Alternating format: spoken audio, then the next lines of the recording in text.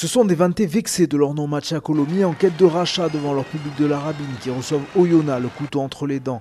Mais l'ancien pensionnaire de top 14 n'est pas vraiment le meilleur adversaire pour se relancer. L'USO démarre d'ailleurs mieux la rencontre et ouvre la marque par Ben Botica, mais très vite, les Oyomens sont pris par le rythme et la vitesse du jeu vantais. L'illustration au quart d'heure de jeu, les Bretons obtiennent une pénalité à portée de fusil des Perches, mais choisissent la touche. Et après un bon ballon porté, le jeu sort grand champ. Anthony Boutier pousse au pied pour Pierre Poplin. Ambition payante pour le RCV qui prend les devants dans cette partie. Anthony Boutier, habitué à l'arrière, mais qui montre toute sa vista et son audace pour effectuer ce petit coup de pied rasant qui surprend le numéro 15 adverse, Geoffrey Michel. L'essai est transformé. Evan mène 7-3. Cette première période est très plaisante et même si l'écart de 4 points se maintient de longues minutes, c'est bien le RCV qui propose le plus de choses dans ce premier axe. Intenable, Poplin déchire le rideau oyonnaxien et met son équipe dans l'avancée. Et regardez, toujours cette volonté d'envoyer rapidement les ballons sur les extérieurs. Les avants font des passes comme des trois quarts et c'est une deuxième fois payant avec à la finition le centre Frédéric X.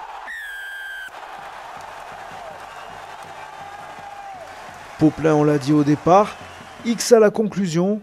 Le duo est gagnant mais aussi malheureux puisque les deux hommes se blessent sur l'action.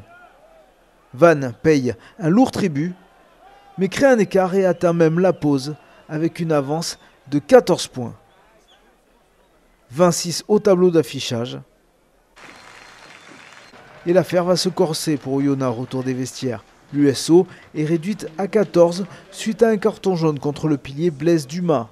Elle résiste bien, mais va encore exploser sous le feu des attaques bretonnes.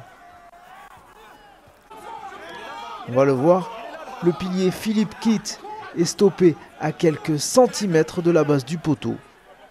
Et comme souvent dans cette partie, on n'insiste pas sur du jeu au pré côté vantais, c'est pourtant bien un avant qui va terminer le coup, Hugh Chalmers en bout de ligne pour le troisième essai du RCV. 27-6 puis 36 après la transformation de Jules Lebaille, Oyonnax est pris et ne trouve pas les solutions pour enrayer la belle mécanique de Jean-Noël Spitzer. Tout est propre, efficace. Les Oyomens perdent du terrain et sont régulièrement poussés à la faute. Un peu trop même, et M. Nuchy va encore mettre la main à la poche à l'approche du dernier quart d'heure de jeu. Le coup près tombe sur Christian Jewell, qui venait tout juste de rentrer. Soirée noire pour l'USO qui n'a plus comme objectif que priver les Vantais d'un bonus offensif. Mais rien ne marche, comme ce petit coup de pied de Julien Audy intercepté par Ambrose Curtis. Le contre est terrible. Le flanqueur Kylian Benjabala s'accroche de manière héroïque pour reprendre à la course l'ailier Gwenaël Duplaine.